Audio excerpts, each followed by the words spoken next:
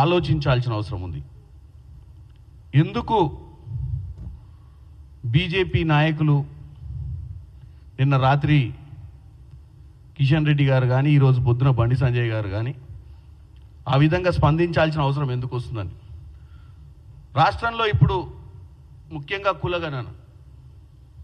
కులగణన అనేది ఇవాళ తెలంగాణ రాష్ట్రం అన్ని రాష్ట్రాల కంటే ముందుగా 2021లోనే బీజేపీ చేయాల్సి ఉన్నా కానీ జనగణన చేయలేదు, కులగణన చేయలేదు. చేసినటువంటి కాంగ్రెస్ ప్రభుత్వాన్ని ఈరోజు మన రాష్ట్రం నుంచి అయిందని గర్వపడాల్సింది పోయి తెలంగాణ ప్రజలను తప్పుతో పట్టించే ప్రయత్నం చేస్తున్నట్టుగా ఒక ఎగ్జాంపుల్ చెప్తా క్లియర్గా. మొదటి నుంచి ఇటు బండి సంజయ్ గారు కానీ కిషన్ రెడ్డి గారు ఒక అంశం మీద మాట్లాడుతున్నారు. కులగణనలో 10% ఓబీసీ ముస్లిం రిజర్వేషన్లను ఇంట్లో మేము ఒప్పుకోమంటారు. వాళ్ళు తెలుసుకోవాల్సింది ఒకటి, 1960 నుంచి మొదలు పెడితే ఈ ఓబీసీ మైనార్టీలు ముస్లిం మైనార్టీ సోదరులు ఓబీసీలో ఉన్నారు. ఏ రాష్ట్రంలో ఉన్నారు? వీళ్ళు పాలిస్తున్నటువంటి నరేంద్ర మోడీ గారు ఎక్కడైతే ప్రధానమంత్రి వచ్చినటువంటి గుజరాత్ రాష్ట్రం నుంచి మొదలు పెట్టుకుంటే గుజరాత్ రాష్ట్రం నుంచే ఉన్నారు. ఎన్నో సంవత్సరాలుగా వీళ్ళు అధికారంలో ఉన్న ఉత్తరప్రదేశ్లో ఉన్నారు. ఇవాళ పాలిస్తున్నటువంటి మహారాష్ట్రలో ఉన్నారు, మధ్యప్రదేశ్లో ఉన్నారు. మరి ప్రజల్ని ఎందుకు కన్ఫ్యూజ్ చేస్తున్నారు తెలంగాణ ప్రజల్ని?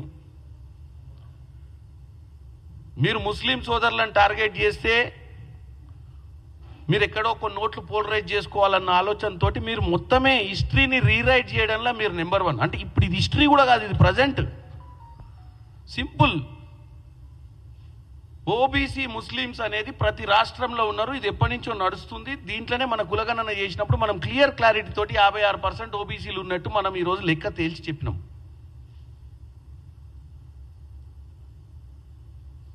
మీరు దాంట్లో మీరు రాజకీయ అంశాలనే బయటికి తీసుకొచ్చి మీరు రాజకీయంగా ఇప్పుడు జరుగుతున్న ఎన్నికలను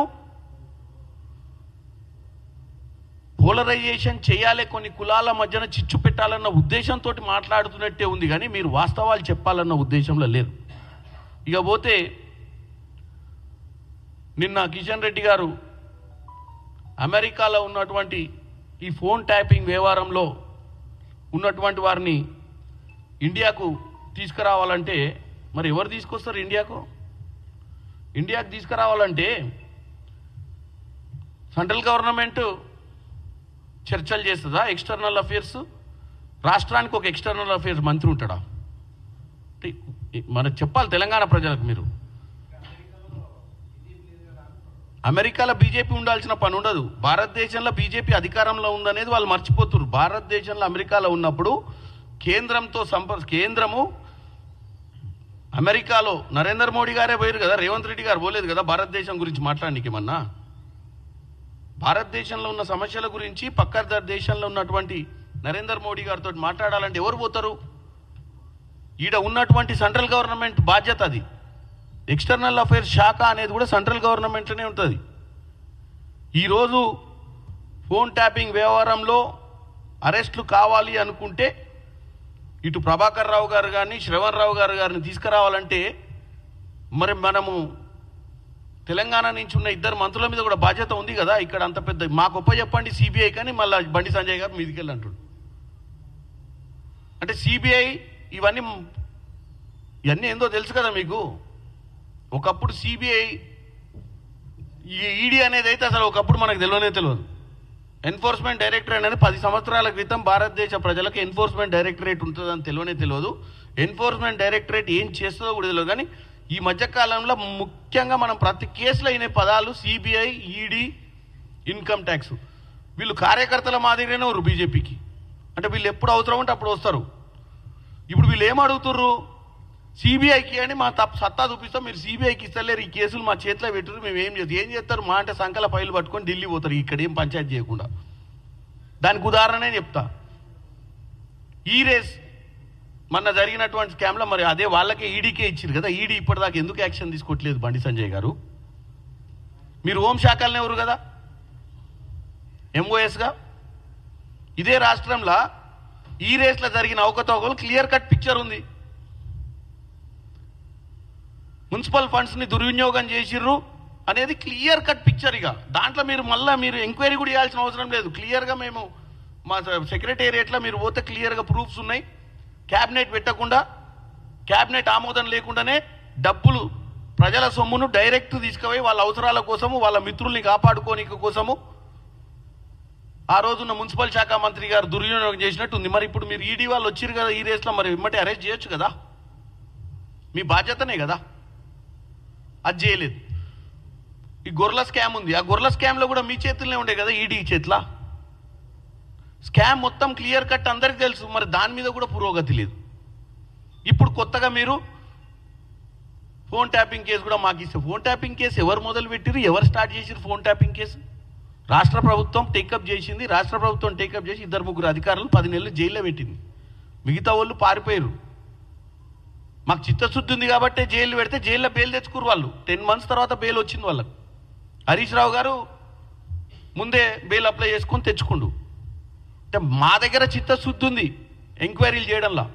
మీరు ఇవాళ ఎమ్మెల్సీ ఎన్నికలు వచ్చినాయని చెప్పి తెలంగాణ ప్రజల్ని తప్పుతో పట్టినికే రాష్ట్ర ప్రభుత్వం ఏం చేస్తలేదు. రాష్ట్ర ప్రభుత్వం చేతగాంతనము, రాష్ట్ర ప్రభుత్వం సంవత్సరన్నర పాలన, గత పాలన పాలకులు 10 ఏళ్ళు, ఇప్పుడు సంవత్సరన్నర మొత్తం కూడా రాష్ట్రాన్ని అన్యాయమే చేసినాను. ఏం అన్యాయం చేసినాను చెప్పండి? సంవత్సరంన్నరలా మీరు ఏం ఉద్ధరించారు భారతదేశంలో? సంవత్సరానికి 2 కోట్ల ఉద్యోగాలు ఇస్తా అన్న మీరు మా క్యాలెండర్ గురించి చెప్తారా? భారతదేశ అధికారంలో ఉంది మీరే కదా.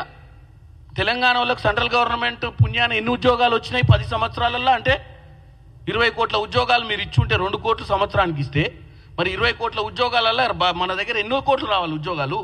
కిషన్ రెడ్డి గారు మీరు చెప్పాలి తెలంగాణ ప్రజలకు. ఏదో ఉంది కదా మైక్ ఇస్తే మాట్లాడదాం, దుమ్ము దులిపినాం, ప్రభుత్వం మీద నిందలేసినాం, తెలంగాణ ప్రజల ముందు ప్రభుత్వాన్ని దోషులుగా నిలబెట్టినాం, ఇక మాకు ఓటేస్తారు, మీకు ఎట్లాగూ మద్దతు ఉంది కదా, గెలవాలన్న ఆశ మీకుంది, గెలిపించాలన్న ఆశ ఫామ్ హౌస్లో వండుకుని ఆయనకుంది, మిమ్మల్ని గెలిపించాలని బీజేపీని. ఆయన వచ్చి మొన్ననే తొడగొట్టి చెప్తుండు ఇక అయిపోయింది, ఇక ఉరుకుడే దంచుడే అన్నాడు. మరి ఉరుకుడు దంచుడు అంటే క్యాండిడేట్ని కూడా పెట్టలేదు మరి ఈసారి ఎమ్మెల్సీ ఎన్నికలల్లో. అసలు రేస్లో లేని వాళ్ళు, రేస్లో ఉన్నోళ్ళు మీరు. మొన్ననే 8 మందిని వాళ్ళు చిన్నగానో వెనక ముచ్చట చెప్పుకొని ఏదో చేసి 8 మంది ఎంపీలను పార్లమెంటుకు తీసే ప్రయత్నంలో వాళ్ళు మద్దతు ఇచ్చినట్టు తెలంగాణ ప్రజలు గమనించారు. మళ్ళీ ఇవాళ కరీంనగర్, ఆదిలాబాద్, నిజామాబాద్ పట్టభద్రులలో కూడా క్లియర్ కట్ పిక్చర్ ఉంది ఎవరెవరికి మద్దతు చేస్తుర్రో. మీరు పై మాటకు వాళ్ళని అరెస్ట్ చేస్తాము, కేసులని మాకు ఇర్రి, మేము వాళ్ళు మాట్లాడుకొని మళ్ళీ ఇది కూడా ఎమ్మెల్సీకి దానికి రాయబారం చేసుకుంటామని చెప్పి మీ ఆలోచన. ఇవాళ 56,000 చిల్లర ఉద్యోగాలు గత సంవత్సరంలో కాంగ్రెస్ పార్టీ హయాంలో వచ్చినాయి. అంతకుముందు ఎక్కడ ఇచ్చిన దాఖలాలు ఉన్నాయా? గ్రూప్ 1, గ్రూప్ 2, గ్రూప్ 3, గ్రూప్ 4 పరీక్షలు పెట్టాలన్న చిత్తశుద్ధితోటి ఎంత ప్రెజర్ వచ్చినా ముఖ్యమంత్రి రేవంత్ రెడ్డి గారు తలంచకుండా ముందుకు పోయినటువంటి పరిస్థితి క్లియర్ కనపడుతుంది. ఇవాళ 7 లక్షల కోట్ల అప్పు చేసి రాష్ట్రాన్ని ప్రతి నెల 6,000 చిల్లర కోట్లు వడ్డీలే కట్టాల్సిన పరిస్థితి వచ్చినా కానీ రాష్ట్రాన్ని గాడిలో పెట్టాలన్న ఆలోచనతో ముందుకు పోతుంది కాంగ్రెస్ పార్టీ ప్రభుత్వం. ఇవాళ ఒక్కటి కాలేదు అంటారు. నేను ఒకటి అడుగుతున్నా, 21,000 కోటి 24 లక్షల చిల్లర మంది రైతులకు రుణమాఫీ జరిగితే ఏం జరగలేదని చెప్పనీకే కొద్దిగా ఇంగిత జ్ఞానమని ఉండాలి కదా లీడర్లకు. మీరు అన్నట్టు మేము ఏదైతే ప్రభుత్వంలోకి రాకముందు ఈ ప్రభుత్వం చాలా, ఎందుకంటే మిగులు రాష్ట్రంగా వాళ్ళ చేతిలో పెట్టినాం కాబట్టి 10 ఏళ్ల తర్వాత మేము అధికారంలోకి వచ్చినప్పుడు డెఫినెట్గా ఇంతకంటే మంచి పరిపాలన అందిస్తాం, ఇంతకంటే మంచిగా మేము ఇచ్చిన గ్యారంటీలు నెరవేరుస్తామన్న ఆశతో వచ్చినాం. కానీ వచ్చిన తర్వాత ఉన్న పరిస్థితులు కొద్దిగా మమ్మల్ని వెనకడుగు వేసే విధంగా పరిస్థితులు ఉండడం వల్ల చేసే పనులు నెమ్మదిగా చేస్తున్నాం తప్ప చిత్తశుద్ధి లేక కాదు, ప్రజలను ఇబ్బంది పెట్టాలన్న ఆలోచన కాదు. మేము ప్రభుత్వంలోకి వచ్చి ప్రజల్ని మర్చిపోయే ప్రయత్నం కానీ, ప్రజలు మమ్మల్ని గెలిపించిన విషయాన్ని గుర్తు లేక మేము పనులు చేస్తలేమనే విషయాన్ని ఏదైతే ఈరోజు బీజేపీ నాయకులు చెప్పాలనుకుంటుర్రో వాళ్ళ